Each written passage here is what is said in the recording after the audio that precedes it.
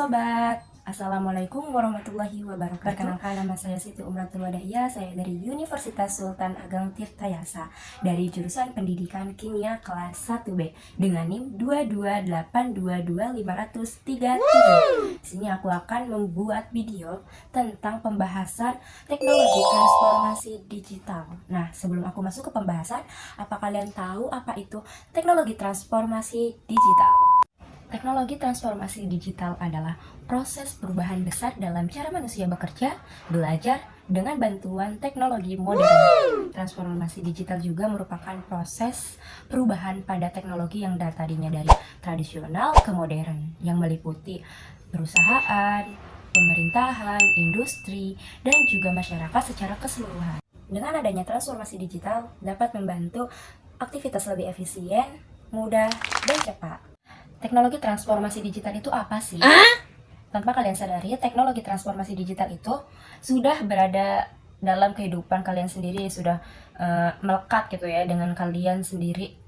Teknologi transformasi digital itu seperti internet. Nah, kalian sudah menggunakan internet kan gitu. Kayak dari handphone itu menggunakan internet, untuk menggunakan aplikasi-aplikasi lain seperti TikTok itu menggunakan internet. WA, kemudian Facebook, Instagram. Nah, itu bisa digunakan karena adanya internet.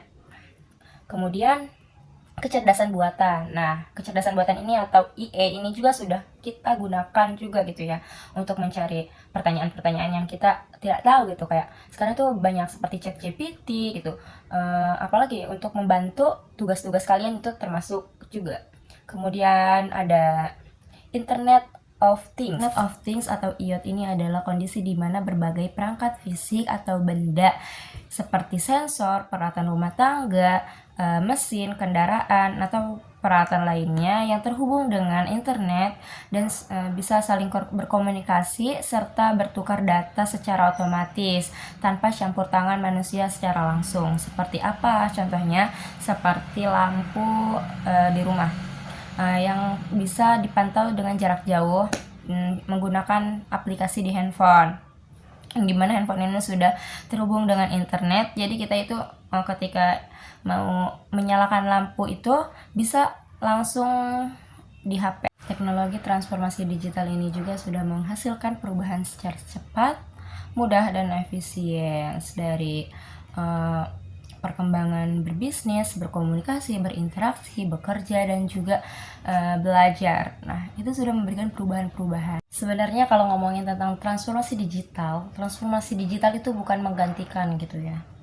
Kalau kita belajar tentang transformasi digital, kita harus lihat dari 3 key penting dalam transformasi digital. Pertama itu people-nya itu sendiri atau orangnya itu sendiri. Kalau nggak siap buat change mindset untuk berubah sedikit dari habit, dari cara bekerja maupun cara berusaha, itu susah untuk transformasi digitalnya. Kemudian yang kedua itu adalah yang sudah kita bilang bahwa tadi transformasi digital itu tidak jauh dari teknologi. Nah, tapi kita juga jangan mengikuti untuk tren-tren bahwa itu tuh harus dengan teknologi. Nah, itu juga salah. Karena apa? Kita juga harus melihat bagaimana kebutuhan masing-masing, baik dari individu, perusahaan, atau institutnya sendiri. Kemudian yang ketiga itu data. Ya, yang namanya teknologi transformasi digital itu pasti perlu adanya pengolahan data yang dimana secara cepat gitu kan.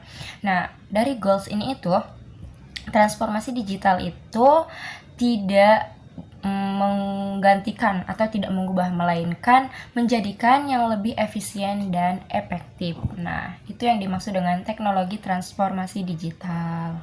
Kemudian dalam konteks pendidikan, khususnya pendidikan kimia, yang dimana transformasi digital ini memiliki beberapa kaitan penting. Salah satunya digitalisasi pembelajaran, yang dimana materi kimia ini sekarang sudah disampaikan melalui platform e-learning, video interaktif, dan simulasi laboratorium secara virtual. Nah, sekarang ini juga pada di lab-lab gitu tuh banyak menggunakan transformasi digital gitu ya, seperti yang tadi saya sebutkan. Itu penggunaan aplikasi PIT simulation atau CHEM kolektif, yang dimana itu melakukan percobaan reaksi kimia yang secara virtual tanpa harus berada di laboratorium. Kemudian integrasi teknologi dalam praktikum, yang dimana laboratorium kimia modern sudah menggunakan sensor data, kemudian software analisis data, dan juga instrumen berbasis komputer untuk meningkatkan akurasi eksperimen. Contohnya sensor pH digital, kemudian data longer. Nah, itu yang sudah dilakukan dalam laboratorium kimia yang sudah modern. Oke, mungkin hanya itu yang dapat saya sampaikan tentang teknologi transformasi digital. Semoga bermanfaat. Mungkin cukup sekian dari saya. Wassalamualaikum warahmatullahi wabarakatuh. Dadah.